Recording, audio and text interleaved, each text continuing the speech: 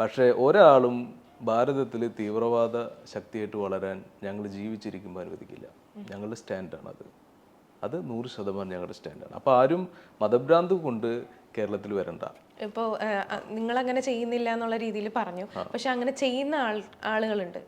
അപ്പോൾ അത് നല്ലതാണെന്ന് തോന്നുന്നുണ്ടോ? അല്ലെങ്കിൽ ഒരു പ്രത്യേക രീതിയിൽ ഒരു പ്രത്യേക മതക്കാരെ മാത്രം ടാർഗറ്റ് ചെയ്ത് അവർക്കെതിരെ ന്യൂസുകൾ ഉണ്ടാക്കി അങ്ങനെ നിൽക്കുന്ന ന്യൂസ് ചാനൽസ് ഉണ്ടാവും. വ്യാജ വാർത്തകൾ ചെയ്യരുത്. അല്ലെങ്കിൽ പ്രത്യേക പാർട്ടിയോട് മാത്രം ചായ്വുള്ള അതും ചെയ്യാൻ പാടില്ല. നമ്മൾ ശരിയെവിടെ തെറ്റെവിടെ, തെറ്റെന്ന് കണ്ടാൽ അത് ചൂണ്ടിക്കാണിക്കണം. പക്ഷേ ഇത്തരത്തിലുള്ള ആളുകൾക്കെതിരെ വാർത്ത ചെയ്യാൻ എല്ലാവർക്കും ഭയമാണ്. അപ്പം ഞങ്ങൾ എന്ത് ചെയ്തു, ആ മേഖലയിലേക്ക് ശ്രദ്ധ കൂടുതൽ കൊടുത്തു. അതുകൊണ്ടാണ് ഇയാൾ പറഞ്ഞപ്പോൾ കൂടുതൽ വാർത്തകൾ എന്നൊരു പരാമർശം ഉണ്ടായത്. കൂടുതൽ വാർത്തകൾ ചെയ്യുമ്പോൾ അവർക്ക് തോന്നാം ഞങ്ങളുടെ ഐഡന്റിറ്റി ഇതാണെന്ന്, ഇവർക്കെതിരെ മാത്രം. അങ്ങനെയല്ല. ഇപ്പോൾ ഞങ്ങളൊരു വാർത്ത ചെയ്തു.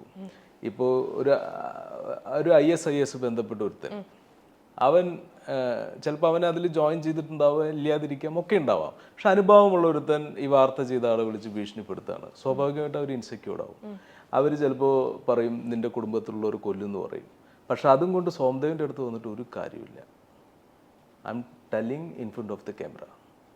Okay, if someone belongs to ISIS, if someone belongs to such people, don't call me because we don't fear such people.